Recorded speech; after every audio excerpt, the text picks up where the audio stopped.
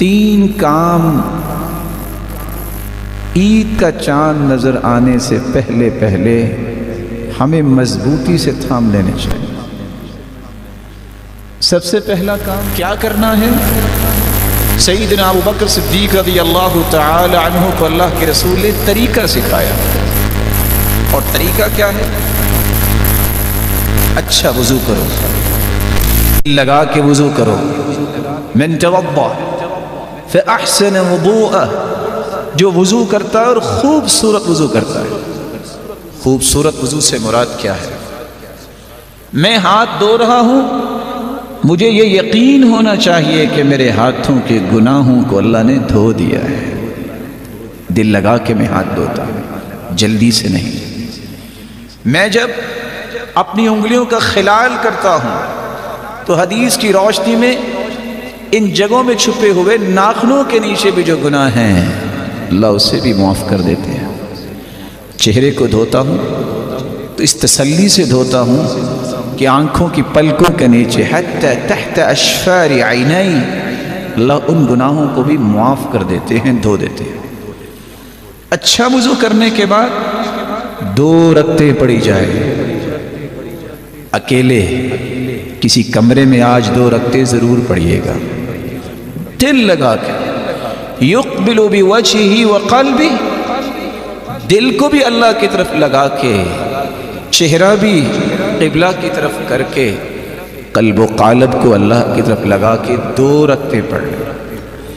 2 رکعتیں پڑھنے کے بعد لا یحدث فیہما نفسہ، ان 2 رکعتوں کو پڑھتے وقت دنیا کا کوئی خیال نہیں آنا چاہیے، کوئی اور دل میں بات نہ لائیے، سوچ کے پڑھنا میں اپنے رب سے کیا کہہ رہا ہوں، سوچ کے پڑھنا کہ سبحان ربی الاعلی اور سبحان ربی العظیم، میں کتنے عظیم اور بلند و بالا رب سے ہم کلام ہو رہا ہوں۔ 2 رکعتیں جو ایسا پڑھ لیتا ہے، اللہ کے رسول صلی اللہ علیہ وآلہ وسلم نے 2 خوشخبریاں دی ہیں۔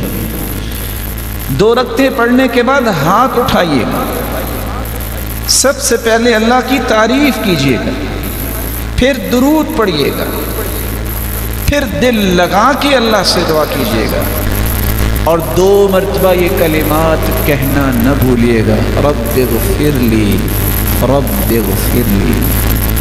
جو اتنے الفاظ کہہ دیتا ہے اللہ کھربوں فرشتوں کو گواہ بناتے ہیں، علم عبدی ان له ربا یغفر الذنوب، میرے فرشتوں گواہ رہنا آج میرے بندے کو پتہ چل گیا ہے اس کا کوئی رب ہے جو معاف کرنے والا ہے۔ عبدی اعمل ما شئت فقد غفر لک، میرے بندے تو آ گیا، تو نے آج تک جتنے بھی گناہ کیے میں نے تجھے معاف کر دیے، فرشتوں گواہ بن جانا۔ تو پہلا کام 2 رکعتیں پڑھ کے اپنے گناہوں کی معافی عید کا چاند نظر آنے سے پہلے پہلے ضرور لے لیجئے گا۔ دوسرا کام، رسول اکرم صلی اللہ علیہ وآلہ وسلم نے فرمایا انما الاعمال بالخواتیم، اعمال کی قبولیت کا دار و مدار نیتوں پر ہوتا ہے، نیت خالص ہو تو عمل قبول۔ اسی طرح انما الاعمال بالخواتیم، اعمال کی قبولیت کا دار و مدار خاتمے پر بھی ہوتا ہے۔ یہ باقی جتنے گھنٹے رہ گئے ہیں دوڑا دو اپنی سواریوں کو، کثرت سے قرآن پڑھو، کثرت سے دعا کرو، کثرت سے اذکار کرو، جب بھی موقع ملے اٹھ کے رکعتیں پڑھنا شروع کر دو۔ یہ موقع ہے، شاہد کے موقع یہ زندگی میں دوبارہ نہ مل سکے۔ کتنے ایسے تھے جو تمنا کرتے تھے رمضان کی، آج وہ مٹی کے نیچے چلے گئے، اور کتنے ہی ایسے ہوں گے جو یہ بات سن رہے ہیں شاید ان کی زندگی میں آئندہ رمضان آئے کہ نہ آئے۔ غنیمت جانیے ان گھنٹوں کو۔ قرآن مجید آج کا دن اور کل کا دن، اللہ ہمیں 30واں روزہ بھی دے دے، ان 3 دنوں میں کم از کم 1 مرتبہ تو قرآن مکمل کریں، اور کوئی مشکل نہیں ہے۔ اللہ عز و جلال ہمیں توفیق سے نوازے۔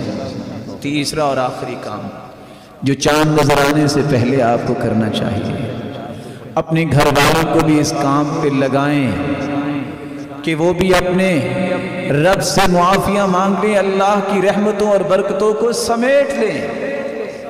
کس طرح صحابہ کرام رات کو چھینٹے لگاتے اپنے گھر والوں پہ، اٹھو اٹھو، اللہ کی رحمتیں تقسیم ہو رہی ہیں، برکتوں کا نزول ہو رہا ہے، اپنے گھر والوں کو مت بھولیے۔ میرے بھائیوں، لمبے سفر کرنے ہوں تو بیگانوں کے ساتھ نہیں ہوتے۔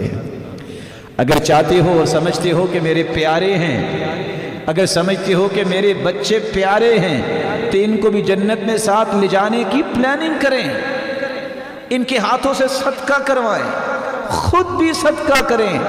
یہ 2 دن رہ گئے ہیں اللہ کو راضی کرنے کے لیے، اور رسول اللہ صلی اللہ علیہ وآلہ وسلم کی سنت کو زندہ کرتے ہوئے آپ اس قدر سخاوت کرتے کہ ریح المرسلہ، جس طرح تند و تیز ہوائیں ہوتی ہیں، اس طرح صدقہ کیا کرتے رمضان میں۔ اور کچھ لوگوں کا کہنا ہے کہ میں کسی کو دکھا کے نہیں کروں گا، کوئی بات نہیں، جس طرح چھپا کے صدقہ کرنا افضل ہے، بعض دفعہ لوگوں کے سامنے صدقہ کرنا بھی افضل ہوتا ہے، جس کو دیکھ کے دوسرے صدقہ کریں۔ نیت کو اللہ دیکھتا ہے، اللہ کی رضا کے لیے۔ کتنے لوگ مسکین اور فقیر ہیں، ان پہ صدقہ کیجئے، وہ بھی عید کی خوشی میں شریک ہوں، ان کو بھی محسوس نہ ہو کہ ہماری خوشی کہاں، ان تک بھی اللہ کا دیا ہوا مال پہنچائیے۔